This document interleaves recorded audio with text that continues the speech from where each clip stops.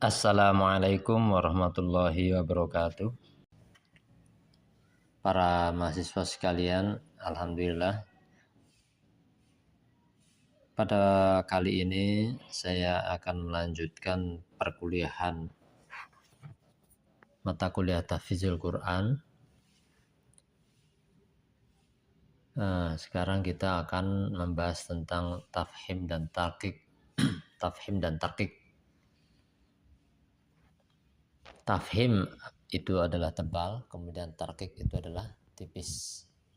Yang dibaca tebal atau tafhim ada beberapa macam. Pertama, A, huruf yang bersifat isti'la. Isti'la itu yang huruf-huruf yang meninggi.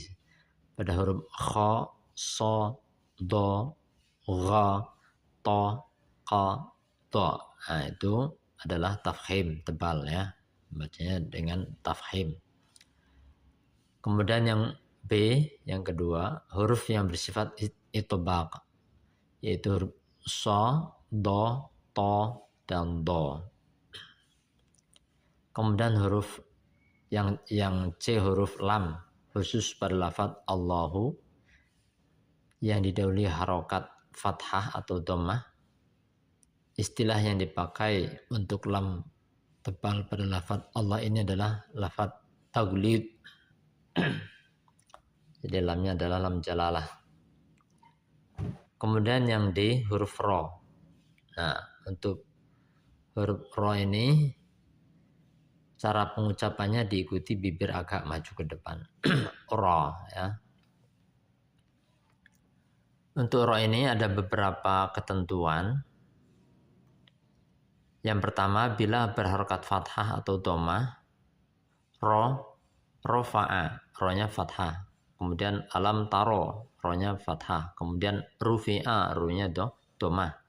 Kemudian liyashtaru, ru-nya ini dhammah. Nah, jika bentuk ro begini, fathah atau dhammah, maka dia dibaca tafhim, tebal. Yang kedua, bila disukun atau dimatikan karena waqaf dan didahului harokat fathah atau dhammah, seperti yurja'una wal ardu. Yurja'una itu sebelumnya didahului harokat dhammah, kemudian wal ardu sebelumnya itu didahului harokat fathah, ardu, wal ardu. Kemudian tarmihim sebelum huruf ro mati didahului harokat fathah. Kemudian wa arsala, itu juga didahului harokat fathah, arsala. Dalam surat Al-Kautsar, inna a'tainakal kautsar, itu ro-nya adalah tafhim, tebal. Fasholli li rabbika wanhar, inna syani'aka huwal abtar, itu tafhim semua. Yang ketiga, bila dimatikan karena waqaf dan didahului mat fathah atau mat dhammah. Contohnya adalah ma'al abror. Ro-nya itu diwakafkan. Azizun ghafur. Yang keempat,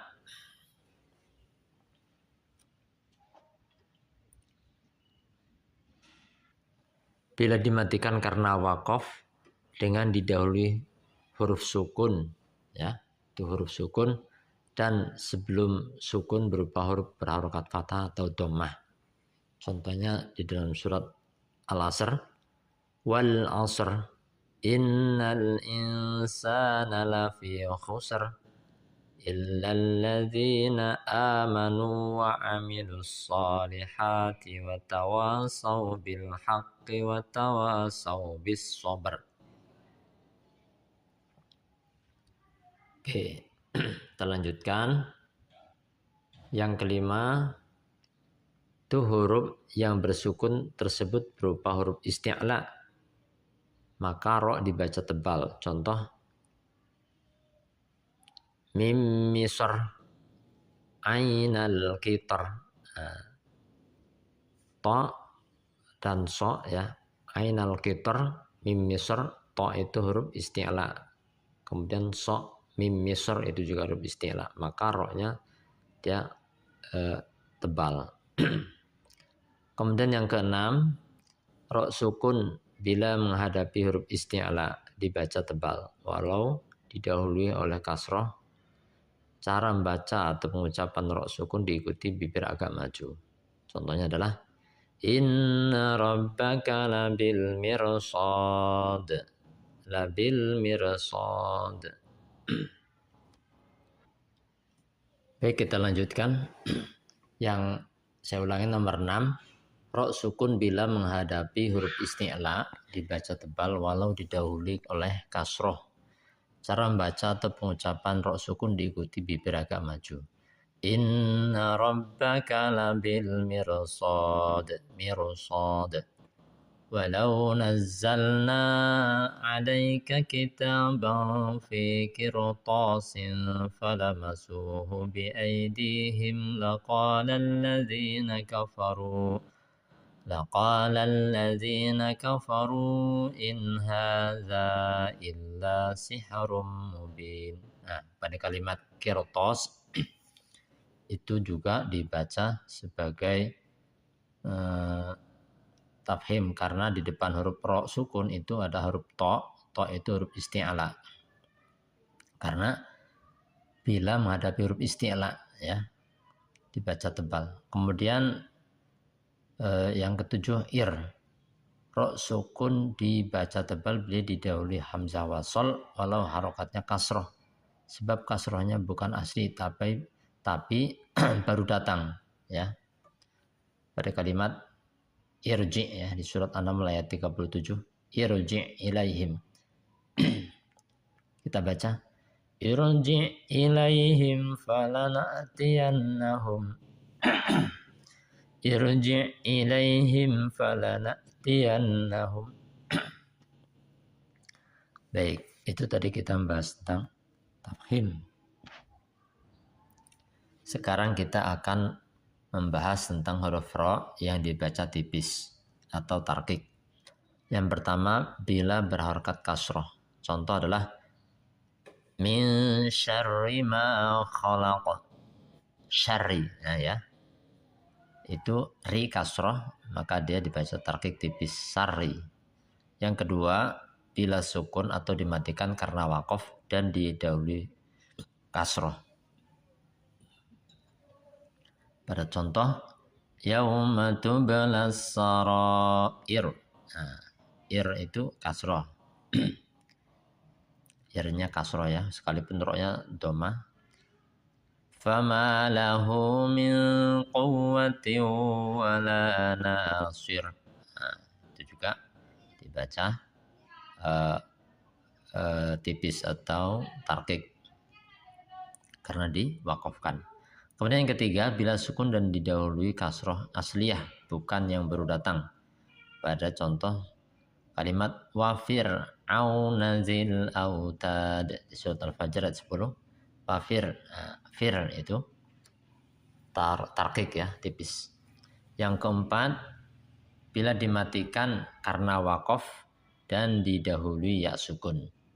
Contohnya khabir, basir. Yang kelima, bila dimatikan karena wakof dan didahului huruf bersukun dan huruf sebelumnya lagi berharokat kasroh.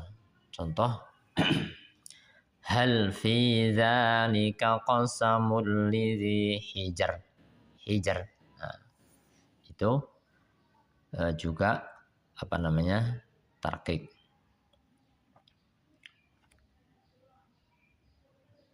Kita lanjutkan. Sekarang kita akan bahas tentang bacaan gharib.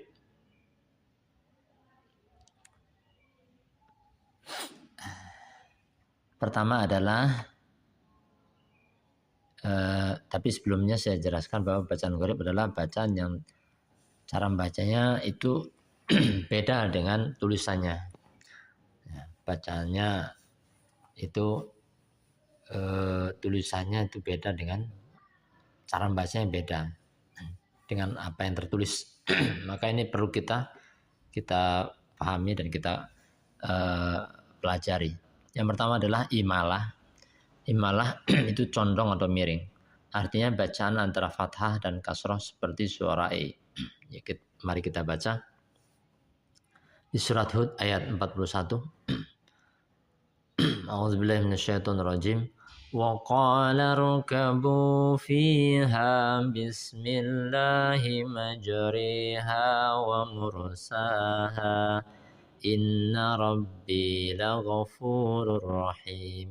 Pada kalimat majroha, tulisan huruf ro-nya itu fathah ya, baca ro gitu. Tapi karena dia imalah hukumnya dibaca imalah, hukum, bacanya condong atau miring ya. Majriha ya.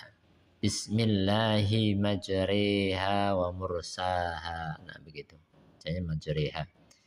Yang kedua adalah ismam, yaitu sementara mendengungkan nun tasdid, bibir dihimpun maju dan ditahan satu harokat pada kalimat la ta'manna. Ini mestinya langsung muqabalah ya, bertemu dan bertatap muka mestinya. La ta'manna ya. Qalu ya abana malaka la ta'manna ala Yusuf wa inna lahu lanasihun. Itu lahu ya. Wa inna lahu lanasihun. Yang ketiga, iltiqaus sakinain, yaitu bertemunya dua sukun, sebagian menyebut sebagai nakal. Pada surat Al-Hujurat ayat 11, kalimat bi'sal ismu dibaca bi'salismu. Bi'salismu. Wala talmizu anfusakum wala tanabazu bil alqab. Bi'salismul fusuku ba'dal iman wa man lam yatub fa ulaika humuz zalimun. Ya dia. Bi'salismu dibaca bi'salismu. Selanjutnya adalah yang keempat tashil. Huruf alif sesudah hamzah diganti dengan hamzah yang berharokat fathah pula dan membacanya dengan suara antara hamzah dengan alif tanpa mad. Pada kalimat a'jamiyu nanti dibaca tashil ya, a'jamiyu. A'jamiyu. Kita baca walau ja'alnahu qur'anan arabiyyan laqalu laula fussilat ayatuh a'jamiyyun wa arabi qul huwa lilladzina amanu hudan wa shifaa والذين لا يؤمنون في آذانهم وقر وهو عليهم عمى أولئك ينادون من مكان بعيد. Baik. Yang kelima itu saktah. Saktah yaitu berhenti selama 2 harokat dan tidak bernafas.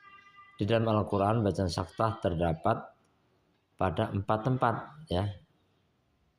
Nah, di antaranya di surat Al-Kahfi ayat 1-2, kemudian surat Yasin ayat 52. Kita coba ya. Di surat Al-Kahfi ini di ayat pertama, kemudian disambung ayat kedua. Aywaja qayyima. Membacanya tidak bernapas ketika mewakafkan iwaja. Jadi bacanya walam yaj'al lahu iwaja, berhenti, kemudian qayyima. Alhamdulillahilladzi anzala ala abdihil kitaba walam yaj'al lahu iwaja qayyima. قيما لينذر بأسا شديدا من لدنه ويبشر المؤمنين الذين يعملون الصالحات أن لهم أجرا حسنا. Begitu juga di surat Yasin, mimmar qadina haza.